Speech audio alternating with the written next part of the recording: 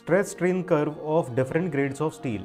तो सबसे पहली बात तो ये है कि ये स्टील की अलग अलग ग्रेड्स आएंगी कैसे, स्टील बनता कैसे है, स्टील का पेरेंट मटेरियल क्या होता है। तो स्टील का पेरेंट मटेरियल होता है आयरन। तो जितने भी स्टील आप देखोगे they are derived from iron only. तो सबसे पहले तो हम लिख लेते हैं parent material of steel is iron. Now जब सारे के सारे स्टील का पेरेंट मटेरियल आयरन ही है तो हमारे पास ये अलग अलग डिफरेंट ग्रेड्स ऑफ स्टील कैसे आ जाएंगे, how will get different grades of steel.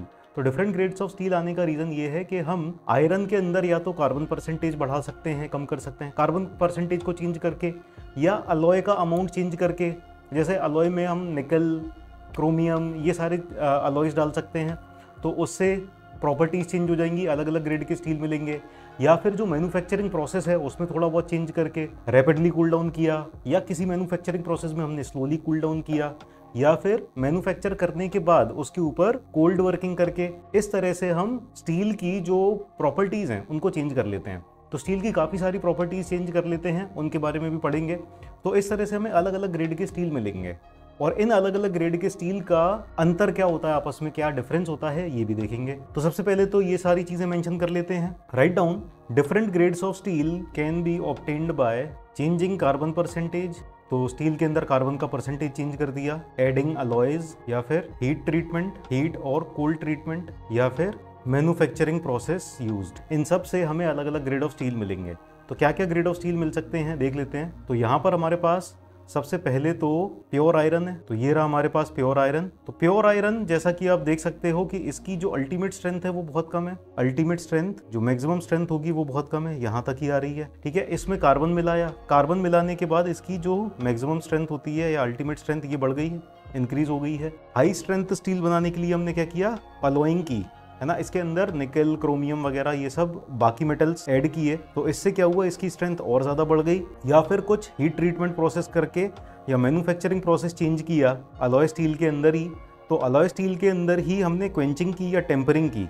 Quenching और टेम्परिंग क्या होता है ये थोड़ी देर में बताएंगे, समझाएंगे। तो अलॉय स्टील तो आ गई थी यहाँ तक, यहाँ तक आ गई थी। और ज़्यादा स्ट्रेंथ बढ़ाने के लिए हमने क्या किया, इसके मैन्युफैक्चरिंग प्रोसेस को चेंज किया या इसके अंदर कुछ हीट ट्रीटमेंट किया, उसके बाद स्ट्रेंथ और ज़्यादा बढ़ गई। तो इस तरह से जब हम स्टील की मैन्युफैक्चरिंग कर रहे हैं तो स्टील की मैन्युफैक्चरिंग किस तरीके से की जा रही है, कार्बन परसेंटेज कितना रख रहे हैं, अलॉइंग कितनी कर रहे हैं, किस लेवल तक कर रहे हैं, इन सब चीज़ों पर डिपेंड करते हुए हमारा जो स्टील है उसके अलग अलग ग्रेड्स आपको देखने को मिलेंगे। इन अलग अलग ग्रेड्स में आपको क्लियरली ये डिफरेंस देखने को मिल रहा होगा कि जब एकदम प्योर आयरन था, एकदम शुद्ध था, इसके अंदर कुछ भी नहीं मिलावट थी, तब इसकी जो स्ट्रेंथ थी, अल्टीमेट स्ट्रेस थी, ये काफ़ी कम थी। और जैसे जैसे हम इसके अंदर कार्बन बढ़ाते गए, अलॉइंग करते गए, साथ ही साथ हीट ट्रीटमेंट भी कर दिया, ये सारी चीज़ें करते गए तो क्या हुआ, इसकी स्ट्रेंथ और ज़्यादा इंक्रीज होती गई। लेकिन स्ट्रेंथ इंक्रीज हो रही है इसका मतलब ऐसा नहीं है कुछ और नुकसान नहीं हो रहा है, इसकी डक्टिलिटी रिड्यूस हो रही है। तो देखो जब ये प्योर आयरन था, फ्रैक्चर के टाइम पे इसका स्ट्रेन कितना ज़्यादा था। जब कार्बन स्टील हुआ, इसके अंदर कार्बन मिलाया, तब इसका स्ट्रेन कुछ कम हो गया। जब अलॉय स्टील किया तब इसका स्ट्रेन और ज़्यादा कम हो गया। और साथ ही साथ जब हमने हीट ट्रीटमेंट भी कर दिया, अलॉइंग करने के साथ साथ हीट ट्रीटमेंट भी कर दिया, तो ये और कम हो गया।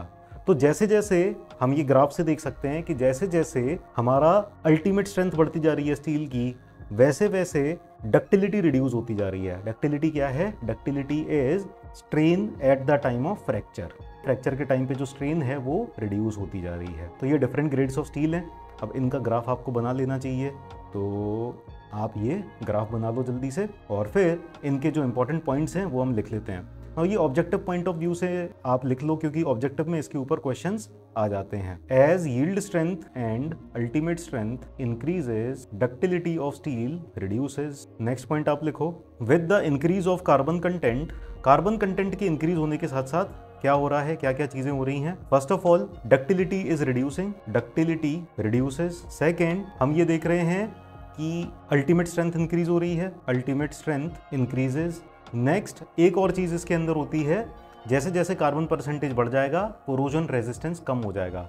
सो कोरोजन रेजिस्टेंस रिड्यूसेस, लिख लो कोरोजन रेजिस्टेंस डिक्रीजेज। ओके, तो ये तो डिफरेंट ग्रेड्स ऑफ स्टील हो गया। नाउ लास्ट क्लास में मैंने आपको बताया था कि यहाँ पर जो एंगल बन रहा है, ये एंगल होता है थीटा, दिस एंगल, ये थीटा होता है। और ये थीटा क्या रिप्रेजेंट कर रहा है, ये यंग्स मॉडुलस को रिप्रेजेंट कर रहा है। तो हमने बताया था टेन थीटा क्या हो जाएगा यहाँ पर, tan theta is equal to Young's modulus और ये हो जाता है स्ट्रेस अपॉन स्ट्रेन। ये इस लाइन का स्लोप है बेसिकली ना, है ना, इनिशियल पोर्शन का स्लोप है, slope of stress strain curve.